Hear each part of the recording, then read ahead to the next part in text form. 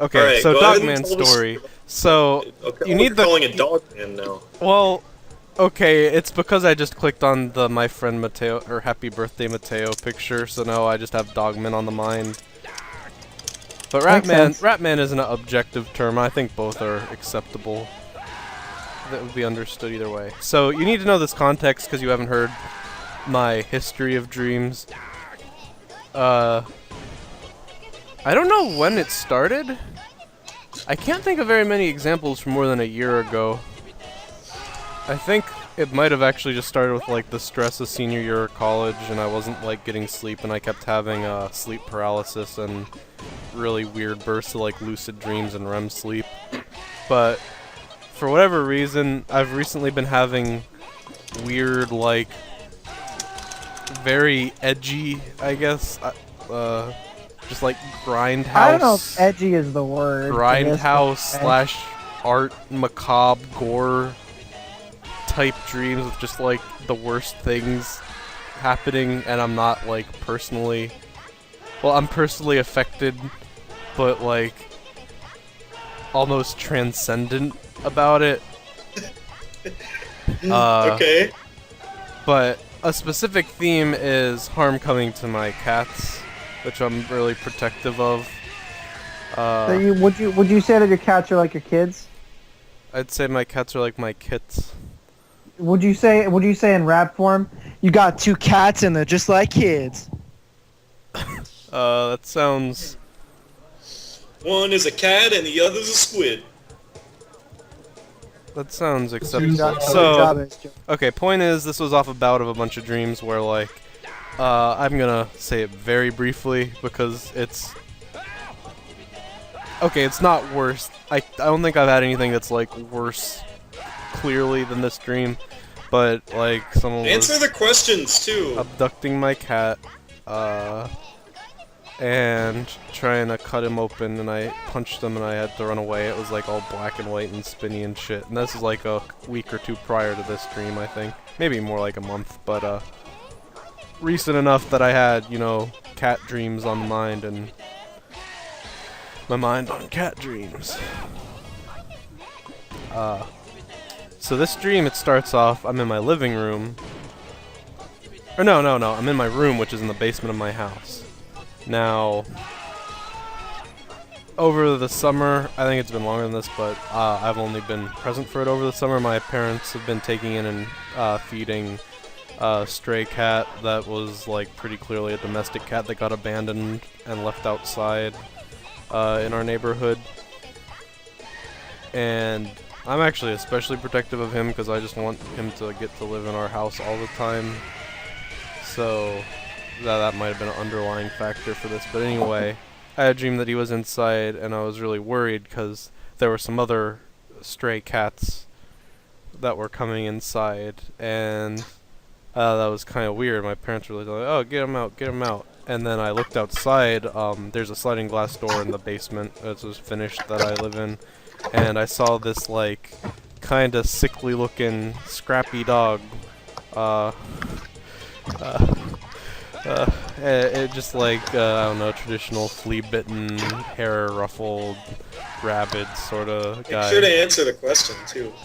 Hux, this is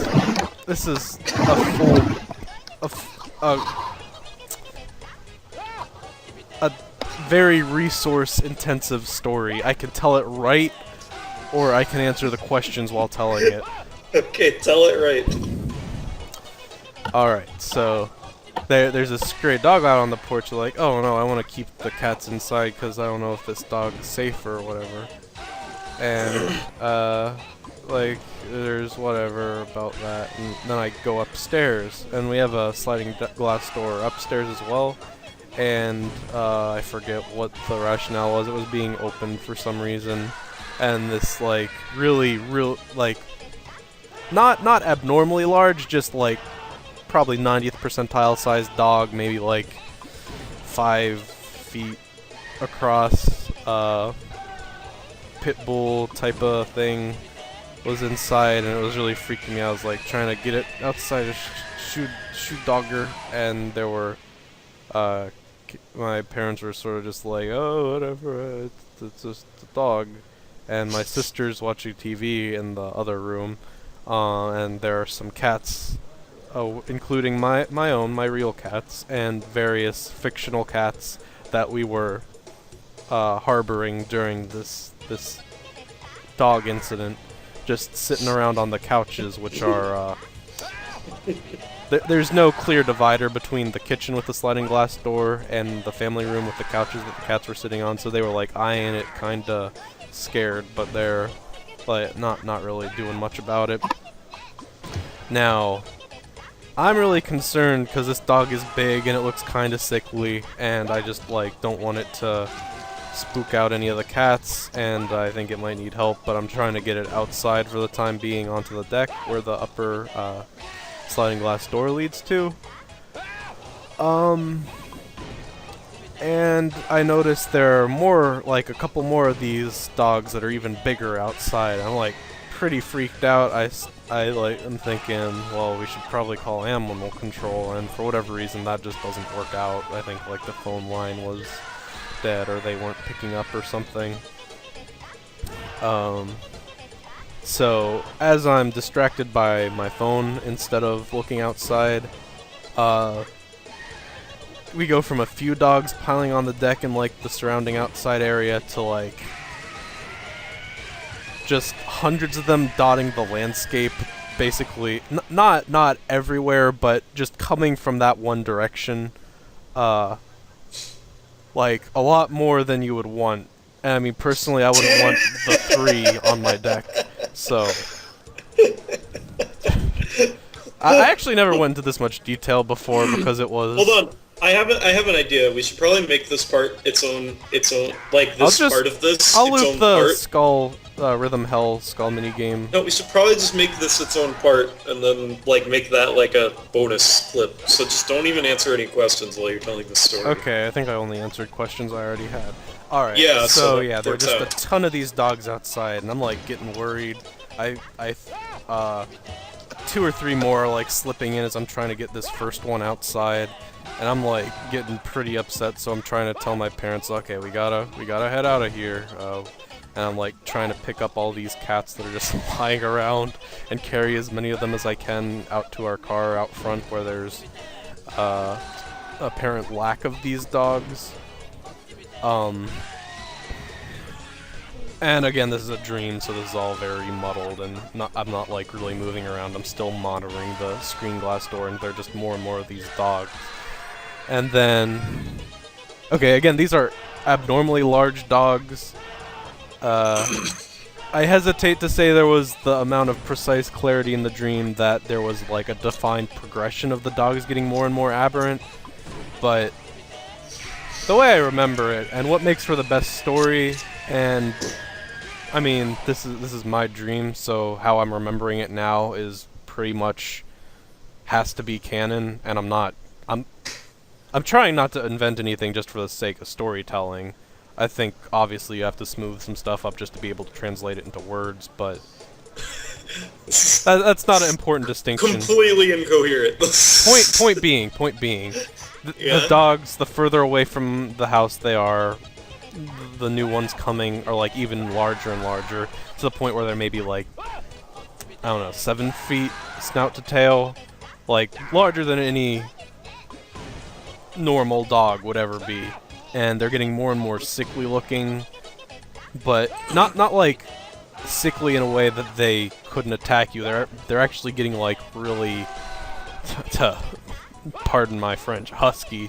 Not like the dog husky, but just like not quite obese, just like a whole lot of meat on them, muscular. This is terrible. They're getting bigger and bigger, and they don't look healthy, but they look dangerous. Not like a rabid animal that could like bite you and you'd have to get a shot, but it would hurt itself and like fall over in the process. No, Yeah, like a bee. really, like, I hesitate to call them dogs because they're so far removed from the norm. It's just the well, there's other words you could use for them, but we'll save that for when it's appropriate. Now, again, dogs are coming inside. I'm getting really stressed out. I'm trying to make sure none of these cats are getting barked at. And I finally get the door shut. There are like 5 or 6 dogs out inside my kitchen, but they're like sort of minding their own business, and I'm just, I'm not happy about it, but I figure it's better than letting more in to try to get them out. So I go into the other room. I stop looking at the screen door for a minute, and I'm gathering up more cats, and I'm saying, okay, I really think we should head out and go physically to animal control and make sure this gets sorted out. And I go back to the screen glass door to see what's going on, and there are these like 8 or 9 foot tall figures standing up in like the left 2/3 of the door. This is like the size of 2 standard doors. A screen door, you guys know how big screen doors are. One of them is a little taller than the other. It's hard to describe. They're standing upright. They're bipedal. They're clearly related to these very husky dogs, but they have more of a rodent-like facial features and stuff, and not like a good rodent. Like, if I had to pick a real one, I'd say not like a good rodent. Well, mice are cute. These ones Yeah, are cute. well, you know, there's nothing like a good rodent. No, I'm saying like groundhog, bad groundhog, not a handsome groundhog. Just like that kind of smushed up face. Hold on. Let me just I can't go on just Google jump and- to this image because I don't want to. Go on. I'm gonna go on Google and look up handsome groundhog. Keep Don't- going. I don't want to. iconic I don't want face. to paint the image in people's heads right away because it's so iconic. But I'll say it after I finish describing them. They're very big. They're sort of shaped like not obese, just very husky, large, overweight. Maybe mascot costumes, if I had to call it, but very clearly organic, not actually costumes. They're made of the same material that any aberrant dog would be made out of, and they just have this like really matted, greasy, patchy fur. And I noticed there's a bunch of scars on their torsos. And again, this is upsetting because they're humanoid and their lower torsos are analogous to one of our own. So I don't know, it's a little bit more visceral, I guess. I can like think, wow, I wouldn't like to have scar tissue all over my stomach. It spoke to me more in that regard. So, I'm looking at this, these guys are clearly sick. I'm freaked out, but also kind of like cautiously interested, like, at what the heck's going on here. I look up, and the larger of the two, well, both of them are staring at me, but the larger of the two is making very deliberate eye contact at me. And I notice, I look down to his hand and see he's holding some kind of makeshift shiv. Now, what he does, and I'm not sure why, but you know, sometimes you just understand things in dreams on a kind of intuitive level that doesn't make logical sense.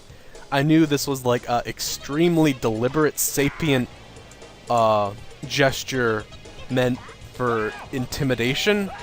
He took the shiv and dug it into his side and just carved like a large laceration down his side, and like blood was oozing out, but it was already all really calloused scar tissue, so it wasn't that bad. And it was evident that this creature could take a shiving and keep on ticking. And then the smaller one that was standing next to it looked at me as well and started doing the same thing. And for whatever reason, that's all I could take, and I just like totally got up.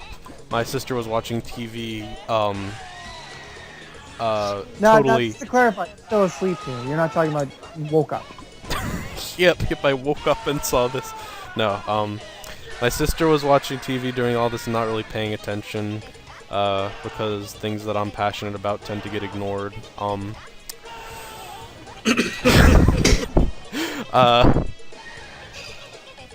But I just tell her, okay, we gotta go out to the car. You just don't look the other way, and just take all these cats, as many as you can. And we do that, and we load up all our cats and as many of the strays as we can into our van and start driving to the pound. And we don't get a good look, or not the pound, the animal control, or so be it. And look back to the house, and there's still all these guys outside, and I can't recall if there were more than the two rat men, as we call it. Okay, I've described them sufficiently enough. They basically look like decrepit Chuck E. Cheese animatronics, like Chuck E. Cheese himself. If you went to Chuck E. Cheese in the '90s, you'll know, not the one that looks okay. The old Chuck E. Cheese design, except organic and very sick.